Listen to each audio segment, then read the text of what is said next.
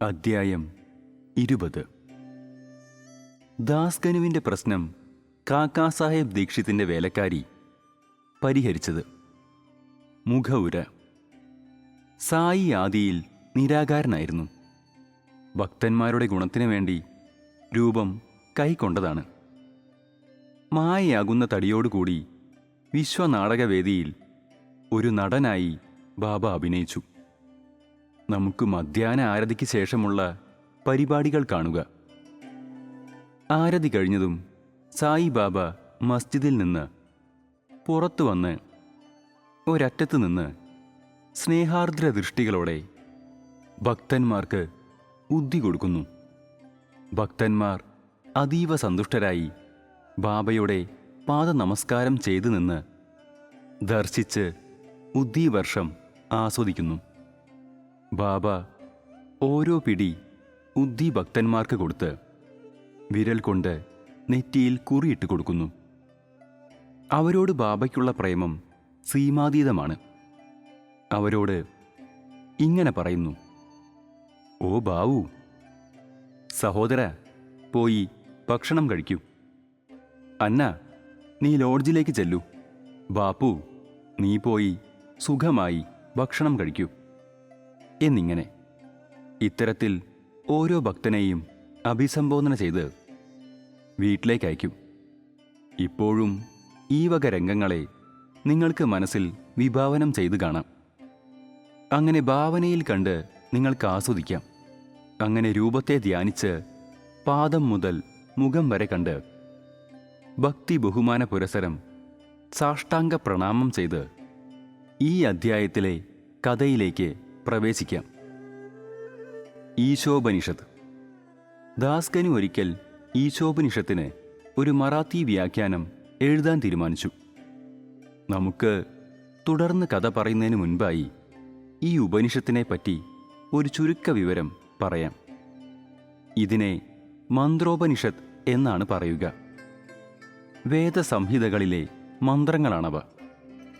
അത് യജുർവേദത്തിലെ വാചസ്നേയി സംഹിത 40-ാം അധ്യായമാണ്.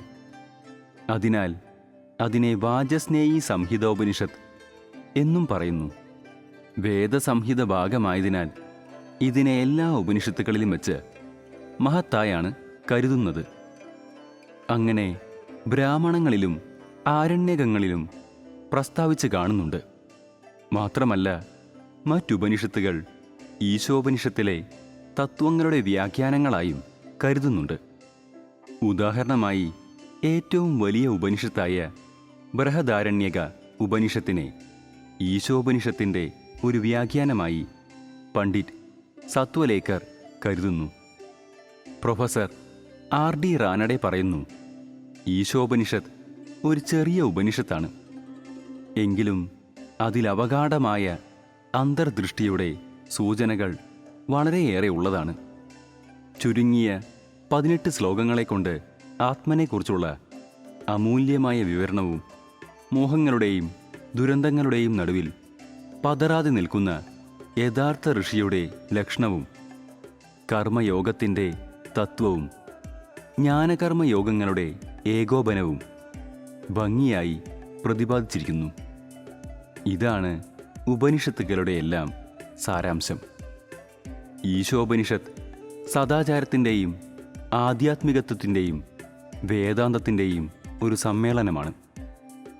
ഈ പറഞ്ഞ കാര്യങ്ങളെക്കൊണ്ട് ഈ ഉപനിഷത്തിൻ്റെ പരിഭാഷ ഏതെങ്കിലും ഒരു പ്രാദേശിക ഭാഷയിൽ എഴുതുന്നത് എത്രമാത്രം ശ്രമകരമാണെന്ന് വ്യക്തമാണ്.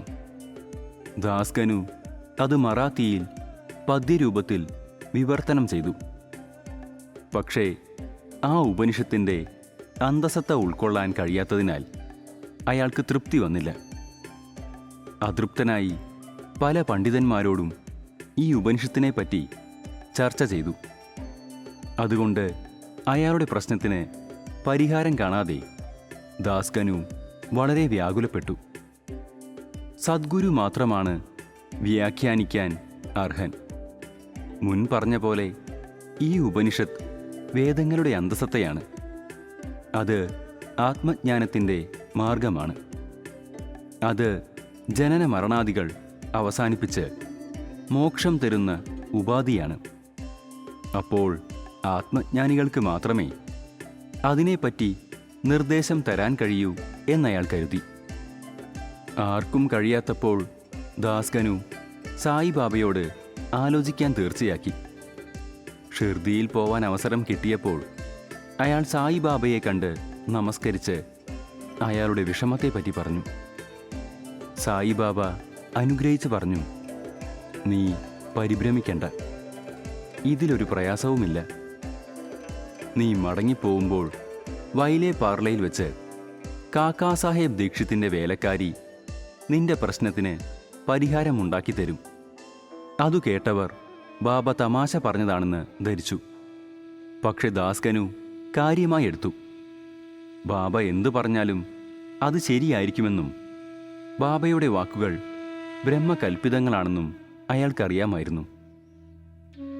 കാക്കയുടെ വേലക്കാരി. ബാബയുടെ വാക്കുകൾ വിശ്വസിച്ച് അയാൾ വൈലർപാളയിലെത്തി കാക്കാ സാഹേബ് ദീക്ഷിതിൻ്റെ വീട്ടിൽ താമസിച്ചു. പിറ്റേന്ന് കാലത്ത് ദാസ്കനു മയങ്ങിക്കിടക്കുമ്പോൾ ചിലർ പൂജ ചെയ്യുമ്പോൾ എന്ന് പറയുന്നു, അയാൾ ഒരു ദരിദ്ര പെൺകുട്ടി കർണാനന്ദകരമായി മനോഹരമായ ഒരു ഗാനം ആലപിക്കുന്നത് കേട്ടു. പാട്ടിൻ്റെ സാരം, ഇളം ചുവപ്പ് സാരി എത്രമാത്രം അഴകുള്ളതാണെന്നോ, അതിൻ്റെ അറ്റങ്ങളും കരകളും എന്തുമാത്രം മനോഹരമാണെന്നോ എന്നും മറ്റുമാണ്. ആ പാട്ട് കേട്ട് രസിച്ച് ദാസ്കനു പുറത്തു വന്ന് നോക്കിയപ്പോൾ അവിടുത്തെ വേലക്കാരൻ നമ്മീൻ്റെ സഹോദരി ഒരു സാധുവായ ചെറിയ പെൺകുട്ടിയാണ് പാട്ടുകാരി എന്ന് മനസ്സിലായി. അവളൊരു കീറിയ പഴന്തുണി ധരിച്ച് പാത്രം കഴുകുകയാണ്. ഇവരുടെ ശോചനീയമായ സ്ഥിതിയും സന്തുഷ്ടമായ മനസ്ഥിതിയും കണ്ട് അയാൾ അതിശയിച്ചു. പിന്നീട് റാവു ബഹദൂർ പ്രധാൻ അയാൾക്ക് 2 മുണ്ടുകൾ കൊടുത്തപ്പോൾ ആ കുട്ടിക്ക് ഒരു സാരി കൊടുക്കാൻ ആവശ്യപ്പെട്ടതനുസരിച്ച് അയാൾ നല്ലൊരു ധാവണി വാങ്ങിക്കൊണ്ടുവന്ന് ആ കുട്ടിക്ക് കൊടുത്തു. പട്ടിണിക്കാരന് സദ്യ കിട്ടിയതുപോലെ ആ കുട്ടിയുടെ ആനന്ദത്തിന് അതിലുണ്ടായിരുന്നില്ല. അടുത്ത ദിവസം ആ സാരി ധരിച്ച് അവൾ ആനന്ദം കൊണ്ട് അവിടെ മുഴുവൻ ഓടിച്ചാടി നടന്ന് നൃത്തം വച്ചും കളിച്ചും മറ്റു കുട്ടികളുമായി ഷുഗടി കളിച്ച് തോൽപ്പിച്ചും നടന്നു. അതിനടുത്ത ദിവസം ആ സാരി വീട്ടിൽ സൂക്ഷിച്ചു വെച്ച് പഴയ വേഷത്തിൽ തന്നെ വന്നു. ഇത് കണ്ട് ദാസ്കനുവിൻ്റെ സഹതാപം മാറി. കുട്ടി പഴയ പോലെ തന്നെ സന്തുഷ്ടയാണ്. ഈ കുട്ടിക്ക് പഴന്തുണിയേ ഉള്ളൂ എങ്കിലും ഒരു പുതിയ സാരി കരുതി വയ്ക്കാനുമുണ്ട്. എന്നിട്ട് പഴന്തുണിയെടുത്ത് യാതൊരു പരാതിയുമില്ലാതെ അതീവ സന്തുഷ്ടയും മിടുക്കിയുമായി വിലസി നടക്കുന്നു. അങ്ങനെ അയാൾക്ക് മനസ്സിലായി, സന്തുഷ്ടിയും സന്താപവുമെല്ലാം മനസ്സിൻ്റെ ഭാവങ്ങൾ മാത്രമാണെന്ന്.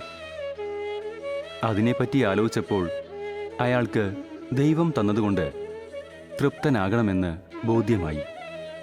ദൈവം മുന്നിൽ നിന്നും പിന്നിൽ നിന്നും നാനാഭാഗത്തു നിന്നും തന്നുകൊണ്ടിരിക്കുകയാണെന്നും അങ്ങനെ ദൈവേച്ഛയ കിട്ടുന്നതെല്ലാം അയാളുടെ ഗുണത്തിനാണെന്നും ബോധ്യമായി. ഈ സംഭവത്തിൽ കുട്ടിയുടെ ദാരിദ്ര്യസ്ഥിതിയും ജീർണിച്ച വസ്ത്രവും പുതിയ സാരിയും ദാനം കൊടുത്തയാളും ദാനം സ്വീകരിച്ച കുട്ടിയും എല്ലാം ദൈവാംശങ്ങളാണ്.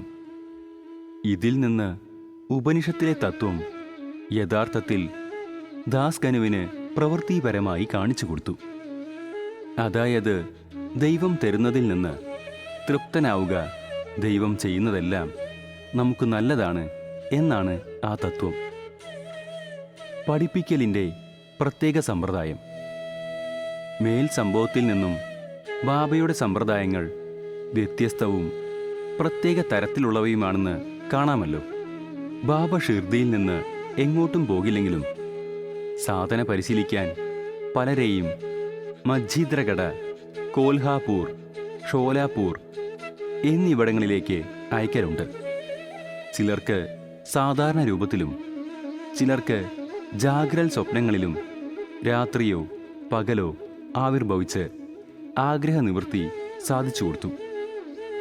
ഭക്തന്മാർക്ക് നിർദ്ദേശങ്ങൾ നൽകാൻ പാപ സ്വീകരിച്ച എല്ലാ വഴികളും പ്രതിപാദിക്കുന്നത് അസാധ്യമാണ്. ഈ സംഭവത്തിൽ ദാസ് കനുവെ വൈലേപ്പാർലയിലേക്ക് അയച്ച് ഒരു വേലക്കാരി കുട്ടിയെ കൊണ്ട് പ്രശ്നത്തിന് പരിഹാരം കാണിച്ചു കൊടുത്തു. ചിലർ പറയുമായിരിക്കും, ദാസ് കനുവിനെ എന്തിനിങ്ങനെ അയച്ചു? ബാബയ്ക്ക് തന്നെ പറഞ്ഞു കൊടുക്കാമായിരുന്നില്ലേ എന്ന്. അതിനുത്തരം ബാബ ശരിയായ മാർഗമേ നിർദ്ദേശിക്കൂ എന്നാണ്. അല്ലാതെ എങ്ങനെയാണ് ദാസ് കനുവിന് വേലക്കാരിയും സാരിയും എല്ലാം ഈശ്വരവിലാസമാണെന്ന് ബോധ്യപ്പെടുക? ഈ ഉപനിഷത്തിനെ പറ്റി ഒരു ചെറിയ വിവരണത്തോടെ ഈ അധ്യായം അവസാനിപ്പിക്കാം. ഈശോപനിഷത്തിലെ സദാചാരം. ഈശോപനിഷത്തിലെ പ്രാധാന്യം അത് പ്രതിപാദിക്കുന്ന സദാചാരപരമായ കാര്യങ്ങളാണ്. ആ സദാചാരങ്ങൾ ആധ്യാത്മികത്വത്തിൽ നിന്ന് ഉടലെടുത്തവയുമാണ്. തുടക്കം തന്നെ പറയുന്നത് ഭഗവാൻ എല്ലാറ്റിലും ഉൾക്കൊള്ളുന്നു എന്നാണ്. ഇതിനനുബന്ധമായി സദാചാരമായി അത് തരുന്ന ഉപദേശം മനുഷ്യൻ ദൈവകൽപ്പിതമായി കിട്ടുന്നത് ആസ്വദിക്കാനും അങ്ങനെ ദൈവകൽപ്പിതമായി കിട്ടുന്നതെന്തും അയാളുടെ ഗുണത്തിനാണെന്നുമുള്ള പൂർണ്ണ വിശ്വാസം വേണമെന്നുമാണ്. ഉപനിഷത്ത് അന്യന്റെ സ്വത്തിനെ കാക്ഷിക്കുന്നത് നിരോധിച്ചിരിക്കുന്നു. നമുക്കുള്ളതുകൊണ്ട് തൃപ്തിപ്പെടാനാണ് ഉപനിഷത്തിൻ്റെ സാരം. മറ്റൊരു സാരോപദേശം മനുഷ്യൻ ശാസ്ത്രവിധിപ്രകാരമുള്ള കർമ്മം എല്ലാ കാലത്തും ദൈവേച്ഛ നടക്കട്ടെ എന്ന ഭാവത്തിൽ ചെയ്തുകൊണ്ടിരിക്കണമെന്നാണ്. നിഷ്കർമ്മത്വം ഈ ഉപനിഷത്ത് പ്രകാരം ആത്മാവിൻ്റെ പുഴുക്കുത്താണ്.